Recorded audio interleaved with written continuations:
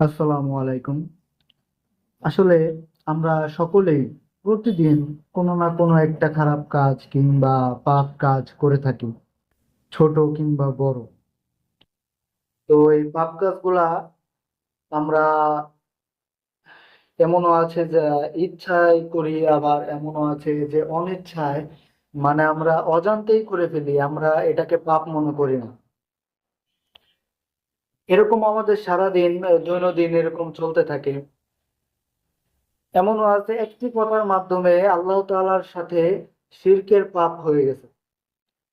একটি কথা বলার জন্য আমরা এসব বিষয়ে আর কি মন দেই না, আমরা জানার চেষ্টা করি না যে কোনটা করলে পাপ হবে, কোনটা ভালো কাজ, কোনটা আদেশ, কোনটা নিষেধ আমাদের ইসলাম ধর্মে। তো অবশ্যই আমাদের এই ইসলাম ধর্ম যেহেতু আছি আমরা আমরা কোরআনকে, তারপর হাদিস শরীফ, ইসলামিক নানান রকম বই, যেই জায়গায় যেসব জায়গায় ইসলামের ধারণা, ইসলামে কি কি আদেশ, কি কি নিষেধ সব বলা হয়েছে, আমরা এইসব আহ, সময় পেলেই জানার চেষ্টা করব। ইনশাল্লাহ সবসময় আমরা এসব চর্চায় রাখবো।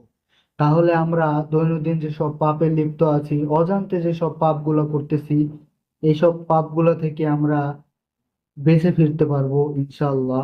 আল্লাহ তাআলা আমাদের সকলকে বোঝার এবং আমল করার এবং জ্ঞান অর্জন করার তৌফিক দান করুক।